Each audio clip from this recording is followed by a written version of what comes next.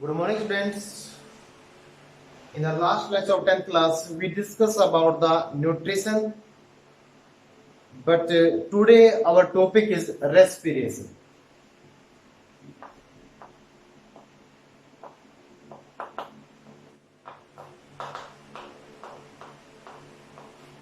Class 10th.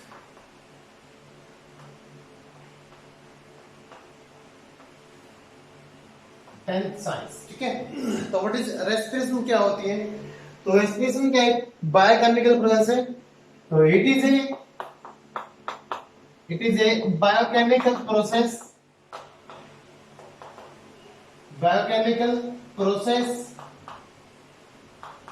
in which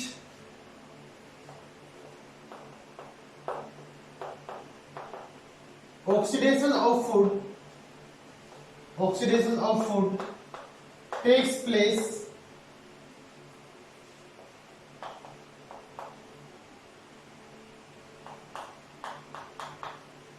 inside the cell to release energy.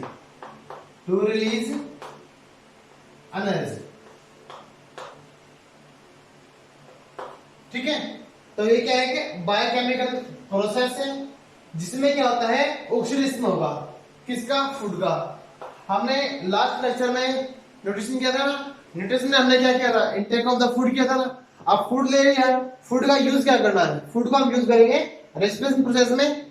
Food को क्या करेंगे? Oxidise करेंगे। क्यों करेंगे? ताकि उससे हमारे एनर्जी मिल सके। और जो ये एनर्जी रिलीज होती है, इट मतलब रिक्वायर होती है किसके लिए? All metabolic activity of the body. तो it maintain the metabolic activity of body या all activities of the body. हमारे शरीर की क्रियाओं को मेंटेन करने के लिए किसकी रिक्वायरमेंट होती है? एनर्जी की। और एनर्जी कहां से आती है? फूड से। तो food is a fuel. Food क्या हो गया हमारे लिए? Food is a fuel for the cell. Cell के लिए फूड क्या है कि ईंधन का काम करता है, फ्यूल का काम करता है। ठीक है। ईंधन कब बनेगा? जब इसका क्या होता है? ऑक्सीडेशन होता है। ठीक है। तो जो रेस्पिरेशन है वो जनरली टू टाइप्स की होती है। Two types of respiration.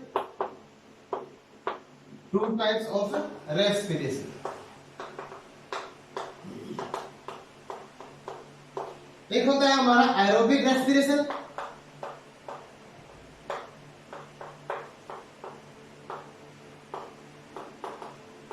और सेकंड होता है एनारोबिक रेस्पिरेशन।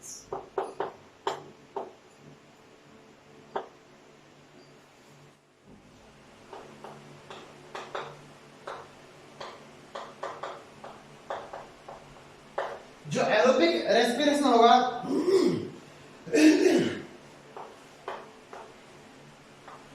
एरो होता है एयर। क्या होता है एयर? मतलब एयर। एयर मींस हमारी सेल क्या लेती है? एयर से ऑक्सीजन को ट्रैप करती है। ठीक है। तो इसमें से क्या हुआ? It is a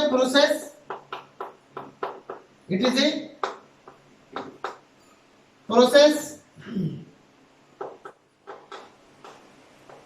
in which oxidation of food takes place in the presence of oxygen या O2। ठीक है। तो इसमें क्या हुआ? एरोबिक के अंदर क्या होगा?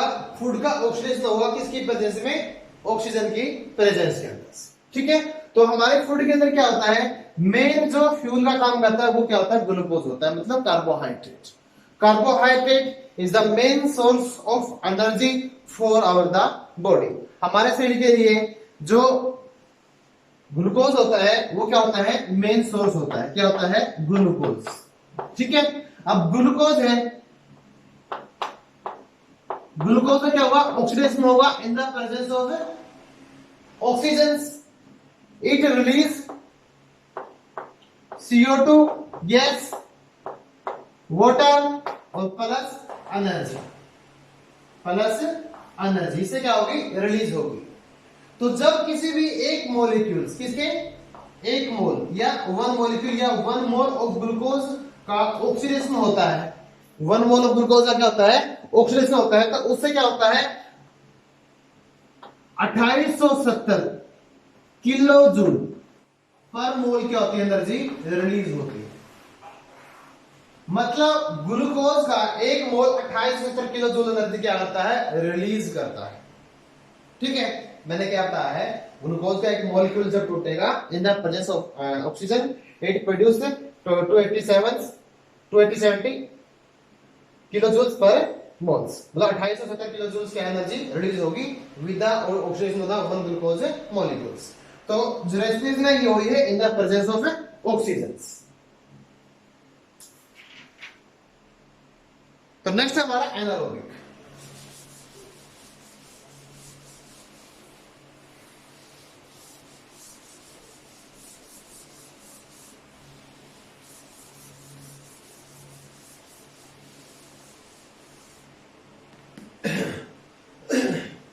अब ग्लूकोज का क्या होता है, ऑक्सीडेशन हुआ था, ग्लूकोज का क्या हो गया, oxidation,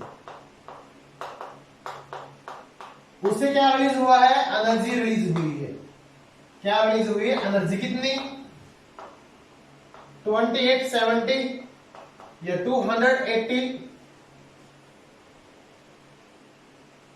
2870 kilo joules, 2870 kilo joules पर मोल, इतनी एनर्जी क्या हुई है, रिलीज हुई किसे, ग्लूकोज से। ठीक है, अब जो एनर्जी रिलीज हुई है ये एनर्जी एनर्जी क्या होती है, यूज्ड होती है किसमें, एटीपी की फॉर्मेशन में।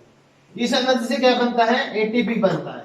क्या बनता है, एटीपी बनेगा कैसे, हमारे सेल के अंदर क्या होता है, एडीपी प्रेजेंट होता है। क्या होता है, एडीपी प्लस पीआई, पीआई का आयन होता है इनऑर्गेनिक, पी का होता है फॉस्फेट।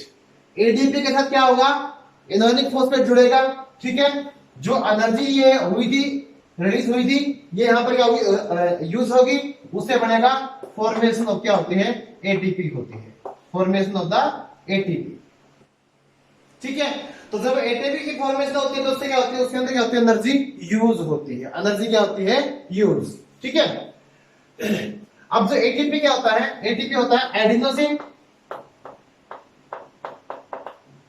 ट्राइफॉस्फेट।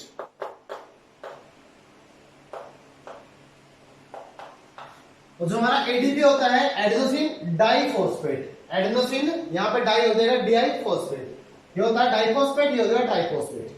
डाई का मतलब होता है दो, अगर एडिनोसिन के साथ दो फॉस्फेट ग्रुप जुड़े हो तो वो होगा एटीपी। अगर एडिनोसिन के साथ क्या हो, 3 फॉस्फेट ग्रुप जुड़े हो उसे उसे उसको बोलते हैं हम एटीपी। क्या बोलते हैं, एटीपी। ठीक है, अब एटीपी की जब फॉर्मेशन होती है तो उसमें क्या होती है, एनर्जी यूज होती है। लेकिन ये जो एटीपी है ये क्या है, एनर्जी करेंसी हमारे बॉडी के लिए, मतलब क्या करता है, एनर्जी प्रोवाइड करता है। ठीक है, तो जब एटीपी का मॉलिक्यूल्स, एटीपी का एक मॉलिक्यूल हाइड्रोलाइज होता है, मतलब टूटता है in the presence of waters, मतलब क्या होगा, हाइड्रोलाइज होगा, तो उससे वापस क्या बनता है, ATP plus pi, ADP plus pi, adenosine diphosphate plus phosphate क्या होता है, बनता है। ठीक है, तो जब एटीपी का एक मॉलिक्यूल टूटता है तो उससे क्या होता है, 7.3 किलो कैलोरी, किलो कैलोरी पर मोल एनर्जी क्या होती है, रिलीज होती है। ठीक है, एक एटीपी के टूटने से 7.3 किलो कैलोरी पर मोल एनर्जी क्या होती है, रिलीज होती है। अब एटीपी दोबारा भी टूट सकता है, अगर दोबारा एटीपी टूटेगा, ठीक है, हार्डनेस होगा इन द प्रेजेंस ऑफ वाटर, तो ये टूटेगा एएमपी के अंदर प्लस पीआई, उससे भी क्या होता है, इस फॉस्फेट बॉन्ड के टूटने से सेम एनर्जी निकलती है, दैट इज 7.3 किलो कैलोरी पर मोल, किलो कैलोरी पर मोल। ठीक है, ये होता है एडिनोसिन मोनोफॉस्फेट, मोनो मतलब एक, डाई का मतलब दो, ट्राई का मतलब तीन।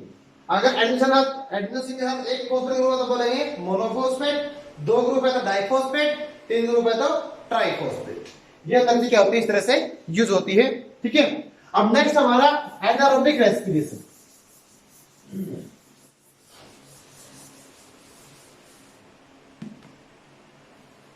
सेकेंड है anaerobic.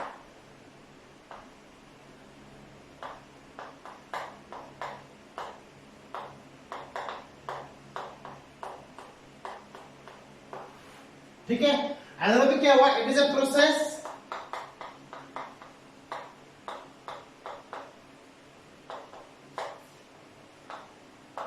in which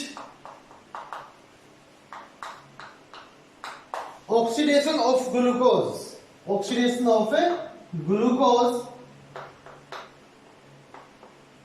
occur in the absence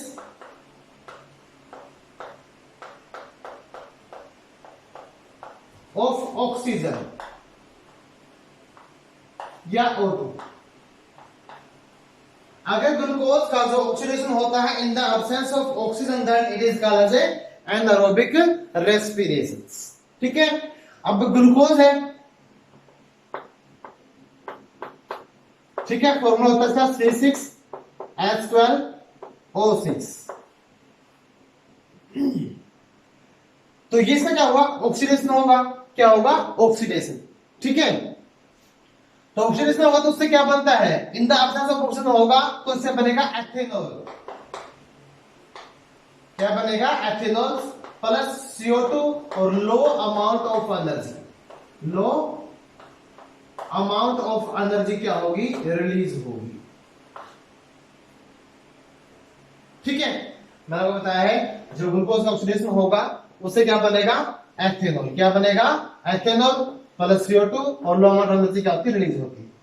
अब एथेनॉल का होता है C2H5OH। ठीक है। तो इसको सिंपली हम दारू भी बोलते हैं एथेनॉल को। तो हमारा जो एरोबिक रेस्पिरेशन था उसमें हमारा फाइनल प्रोडक्ट था CO2 प्लस H2O और हाई एनर्जी था। क्या था? High energy. But in anaerobic respiration क्या था? एनारोबिक रेस्पिरेशन में क्या बनता है? एथेनॉल बनता है, CO2 बनता है और लो अमाउंट में क्या एनर्जी क्या होती है? रिलीज होती है। ठीक है।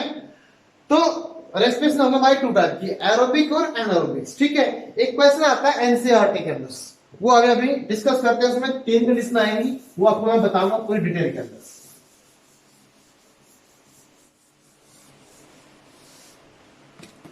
वो क्वेश्चन है how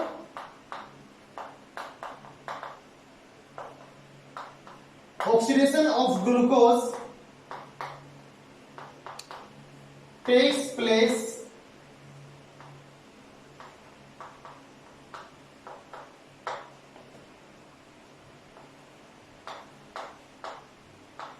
in different amount of oxygen। अगर ऑक्सीजन की अमाउंट अलग अलग हो, कम हो, ज्यादा हो या ना हो, तो उसमें जो ग्लूकोज का ऑक्सीडेशन है वो होता कैसे? ठीक है। तो इसका जो आंसर आएगा, तो जो oxidation of glucose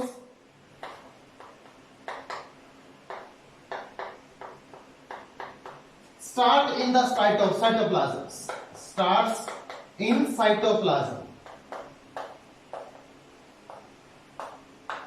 by glycolysis process, by the glycolysis process के द्वारा क्या होता है? ऑक्सीडेशन होता है। कहां पर? In the cytoplasm of the cell. ठीक है। But complete in mitochondria. कहां पे होता है? इसका पूर्ण ऑक्सीडेशन कहां पे होगा? जाकर कहां पे होता है? माइटोकॉन्ड्रिया के अंदर। माइटोकॉन्ड्रिया बोलते हैं हम power house of the cells. Power house of cell मतलब जो हमारा एटीपी है स्टोर कहां पे होता है? माइटोकॉन्ड्रिया के अंदर। कहां पे होता है? माइटोकॉन्ड्रिया के अंदर। ठीक है। तो ग्लूकोज का ऑक्सीडेशन होगा कहां पर? स्टार्ट होगा साइटोप्लाज्म में। प्रोसेस क्या होती है? Glycolysis. Glyco plus lysis, 2 word से मिलकर बना होता है। ग्लाइको का मतलब होता है ग्लूकोज और लाइसिस का मतलब होता है ब्रेक आउट या break down. Break down of the glucose in the cytoplasm is called as a glycolysis. ठीक है। ब्रेक डाउन ऑफ ग्लूकोज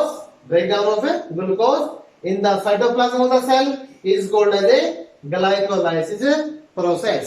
और मैंने ये बोला है आपको कि जो कंप्लीट ऑक्सीडेशन होता है कहां पर होता है, वो माइटोकॉन्ड्रिया के अंदर होता है। तो जो माइटोकॉन्ड्रिया है ये क्या है, हमारा एनर्जी हाउस या power house of the cell है, हमारी सेल का या बॉडी का। तो इसमें क्या होता है, क्रेब्स साइकिल होता है। क्या होता है, क्रेब्स साइकिल्स, जिसके द्वारा क्या होता है, ऑक्सीडेशन होता है कंप्लीट। ठीक है, क्रेब्स साइकिल आप स्टडी करोगे in the 11th class. Simply आप ऐसे देखते हैं। अब हम देखते हैं थ्री कंडीशन होती कैसे हैं, आपको इतना समझ आ गया। ठीक है, अब थ्री कंडीशन देखेंगे। तीनों में जो ऑक्सीडेशन है, ऑक्सीडेशन के कारण बनता क्या है, तो उसका फाइनल प्रोडक्ट क्या होगा, वो हम देखते हैं थ्री कंडीशन। तो by three different way, by three different way for oxidation of glucose, for oxidation of glucose। ठीक है, अब आपने लिख लिया ग्लूकोज C6H12O6 फॉर्मूला है, यहां पे लिख दिया आपने ग्लूकोज।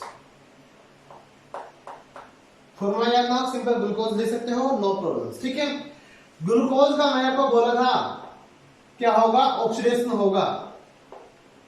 क्या बोला था, ऑक्सीडेशन। प्रोसेस क्या बताई कभी, ग्लाइकोलाइसिस, बाय द ग्लाइकोलाइसिस। होती कहां पर प्रोसेस ये, साइटोप्लाज्म में।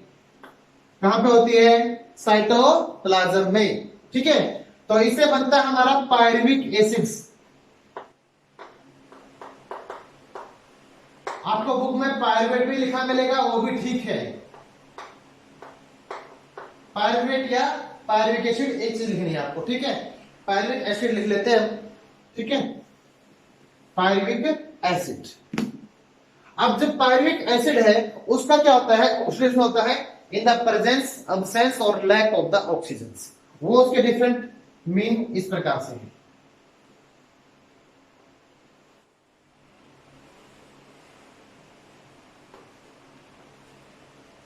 अगर मान लिया O2 की प्रेजेंस है, इन द O2 प्रेजेंस, अगर O2 प्रेजेंस है तो जो हमारा पायरुविक एसिड है या ग्लूकोज है उसका ऑक्सीडेशन होता है कहां पे जाके, माइटोकॉन्ड्रिया में।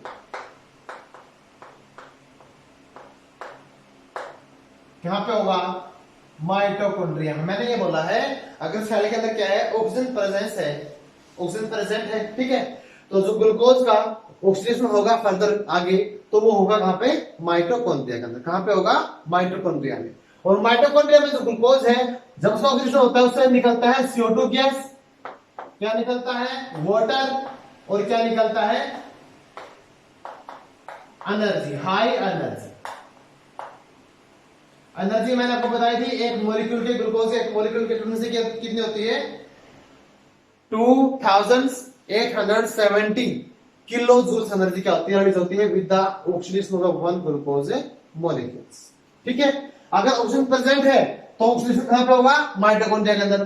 फाइनल प्रोडक्ट क्या होता है हमारा, CO2 और H2O और हाई एनर्जी। जो CO2 है it is the main waste product. इसको हम इतना वेस्ट नहीं मानते क्योंकि ये क्या ज्यादा हार्मफुल होता है एनिमल्स की बॉडी के लिए as compare to the waters. ठीक है, तो एक कंडीशन थी ये। सेकंड कंडीशन हमने पढ़ा था in the absence, in O2 absence, in O2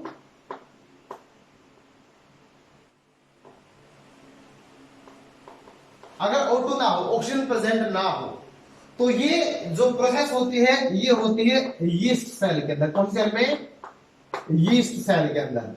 अगर ऑक्सीजन प्रेजेंट ना हो, ठीक है, तो ग्लूकोज का ऑक्सीडेशन कहां पे होता है, सही तरह से वो यीस्ट सेल के अंदर होता है।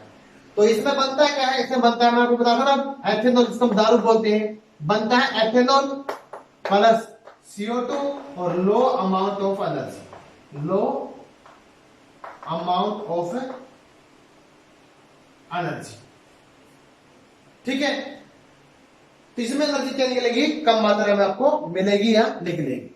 तो लास्ट है हमारा in the lack of oxygen, in lack of O2। अगर ऑक्सीजन की कमी हो, ऑक्सीजन प्रेजेंट भी हो और पूरी भी ना हो, ठीक है, ये होता है मसल सेल के अंदर। कहां पे होता है? मांसपेशियों के अंदर, ठीक है। जब हम क्या करते हैं, कोई विगरस एक्सरसाइज करते हैं, मतलब फास्ट एक्सरसाइज कर लिया हमने कोई, ठीक है, उस टाइम पे क्या होता है, आपको क्रैम्प पड़ता है मसल्स के अंदर, और क्रैम्प को बोलते हैं बाटा पड़ना, ठीक है। वो क्यों पड़ता है? क्योंकि हमारी मसल्स में क्या होगा, जब ऑक्सीजन पूरी नहीं हुई, क्या नहीं हुई, ऑक्सीजन पूरी नहीं हुई, तो ग्लूकोज का ऑक्सीजन में पूरा नहीं होगा। ऑक्सीजन पूरा नहीं हुआ तो क्या नहीं होगा, एनर्जी पूरी नहीं मिलेगी। एनर्जी पूरी नहीं मिली, एनर्जी पूरी नहीं मिली, हमारी मांसपेशियां क्या हो जाएगी, थक जाएंगी, और थक जाने का क्या होता है, उनका जो वो क्या हो जाएगी, एक तरह से कॉन्ट्रैक्ट एनर्जी से आते हैं, हम बोलते हैं बाटा पड़ना, ठीक है। मतलब उनके अंदर एक्सपेंड और कॉन्ट्रैक्ट करने की पावर वो क्या होती है, कम होती है, due to the lack of the energy और lack of the oxygen.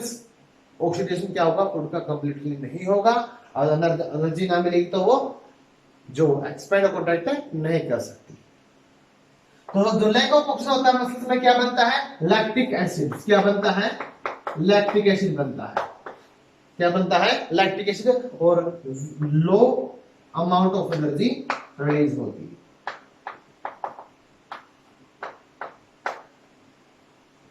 Energy किसमें होगी, लो अमाउंट के अंदर क्या होगी, रिलीज होगी, ठीक है। तो ये हमारी क्या है, थ्री रिएक्शंस, जिसमें क्या होता है, ऑक्सीडेशन होता है किसका, ग्लूकोज का, in the different way in different site. तो कंप्लीट कहां पे हुआ, माइटोकॉन्ड्रिया के अंदर। कंप्लीट कहां पे हुआ है, माइटोकॉन्ड्रिया के अंदर। यहाँ पे अंदर से क्या सबसे हाई है, उससे कम होती है यहाँ पर, और सबसे कम होती है यहाँ पर, ठीक है। तो जब भी क्या होता है, कंप्लीट ऑक्सीडेशन होता है, कहां पर होता है, माइटोकॉन्ड्रिया में। कहां बताया मैंने, माइटोकॉन्ड्रिया में। तो यहाँ पे क्या होते हैं, 38 एटीपी बनते हैं। कितने एटीपी बनते हैं, 38 एटीपी। और 38 एटीपी में से दो सेल क्या करती है, यूज कर लेती है। कितने कर लेती है यूज, 2 एटीपी हो जाएंगे यूज, माइनस हमने कर दिया 2, ठीक है। तो नेट प्रोडक्शन कितनी हो जाएगी, 36 एटीपी। अगर ये आ जाए कि जो एरोबिक रेस्पिरेशन है उसमें कितने एटीपी बनते हैं, टोटल कितने बनते हैं, टोटल आए तो आपको बताना होता है 38 एटीपी। अगर ये पूछा जाए एरोबिक रेस्पिरेशन में नेट प्रोडक्शन, नेट होता है 36, टोटल होता है 38 और नेट होता है 36, क्योंकि दो हमारी बॉडी क्या करती है, यूज कर लेती है ड्यूरिंग दिस साइकिल्स, ठीक है। तो ये रेस्पिरेशन के बारे में था। तो आगे हम पढ़ेंगे respiration in the plants in the next lectures. आज के लिए इतना ही काफी है। Okay, thank you. और मेरे चैनल को सब्सक्राइब जरूर करें, ठीक है।